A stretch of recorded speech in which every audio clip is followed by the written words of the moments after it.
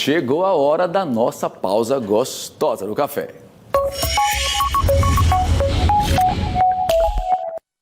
Dia de quinta-feira é dia de papo cabeça com a nossa querida amiga psicóloga, a doutora Solange Guastaferro.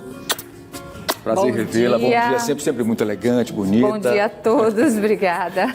Doutora, a senhora gosta de polêmica, né? Gosta de trazer temas assim que geram uma certa discussão, né? É bom, né? Esquentar um pouquinho logo cedo, né? É verdade. É bem interessante. Muito interessante e muitas vezes está aí permeando, né, o universo de muitos casais. Sempre existe um certo dilema, por exemplo, devemos encarar uma separação que por si só já é sempre muito traumática, né? Muitas vezes como uma tragédia, ou a separação, a depender de como ela se dá, ela pode ser encarada de uma forma um pouco mais leve. Hoje a gente entende assim que as pessoas querem viver felizes. Então assim, fica a dúvida, ficar infeliz no relacionamento ou enfrentar a dor da separação.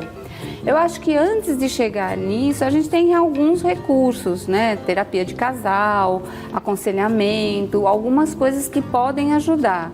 Ou vai realmente fazer com que o casal tenha uma vida mais feliz e prazerosa, ou eles vão se separar de uma forma mais conscienciosa, uma forma mais amigável. Esse é o objetivo. Mas ficar infeliz, né? A vida é muito curta, então a gente tem que realmente colocar na balança. Lógico que vai sofrer. Uma separação sempre causa muito sofrimento, porque não é só o casal que se separa. Tem questão de filhos, a família, né? A gente entende que a família também faz parte, se separam também. Existe a questão das crianças. Agora a gente tem que entender que os filhos não podem segurar o casamento, o lado financeiro não pode segurar o casamento. A gente tem que buscar viver harmoniosamente, o casal com a família e tudo mais, né? São casos realmente que precisam ser analisados, porque cada caso é um caso, né, doutora? Por exemplo, a senhora sabe muito bem, por exemplo, que muitas vezes a mulher abdica um pouco da sua profissão, para de estudar e fica totalmente dependente, por exemplo, dos homens. E aí ela vive aí uma vida infeliz, com medo de quebrar esse paradigma, de dar um passo adiante, não sabe se ela aceita essa vidinha mais ou menos que muitas vezes ela está vivendo, né? Ou tem a coragem, muitas vezes, de romper o silêncio e colocar tudo nas mãos de Deus e enfrentar aí uma nova realidade, né? Sim, eu acho que quando um casal chega a esse ponto, é porque as coisas já vinham ruins um pouco lá atrás. Eu acho que a cereja do bolo não está exatamente nessa análise de onde a coisa começou a azedar, a sair de um contexto do amor para uma obrigação. Exatamente. Então, se não existe mais o amor, a vontade de estar junto, alguma coisa aconteceu, né? Alguma coisa se perdeu, né?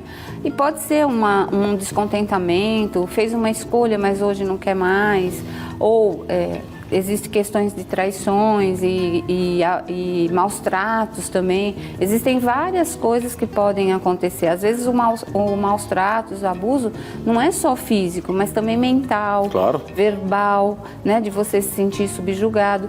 E aí, assim, a pessoa tem que se fortalecer para enfrentar essa separação, porque não é uma coisa fácil, né? Envolve sentimento de perda, de não dei certo, assim, a gente fica para baixo, né? Que eu fiz para isso não dar certo, né? Qual é a minha culpa nisso? E muitas vezes é exatamente isso.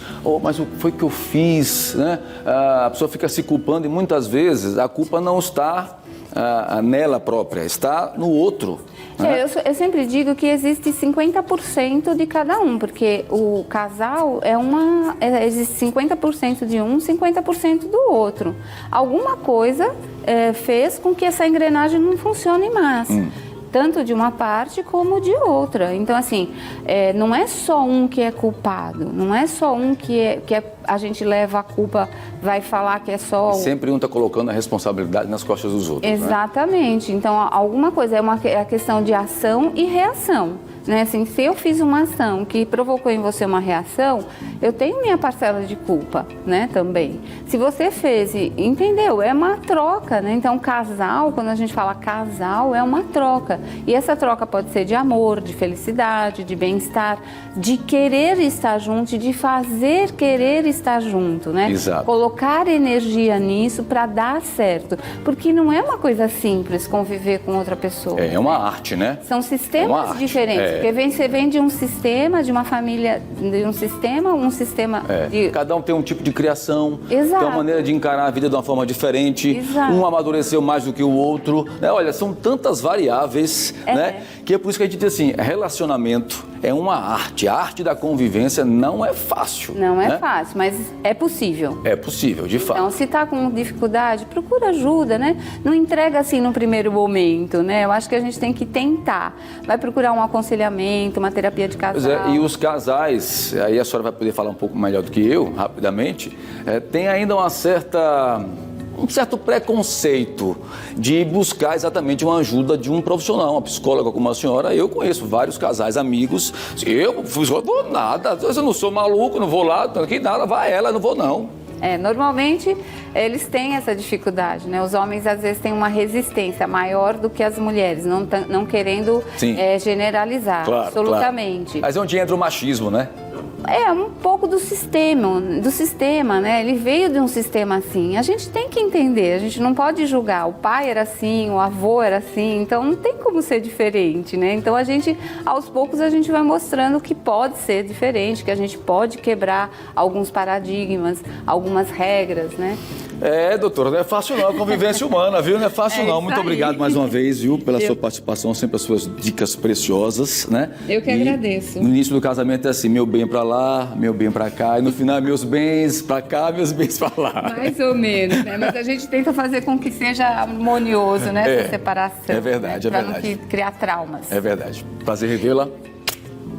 Até a próxima quinta-feira, viu? Eu que agradeço. Até a próxima. Gratidão. Gratidão eterna. Eu que agradeço. Muito obrigado, viu, doutora?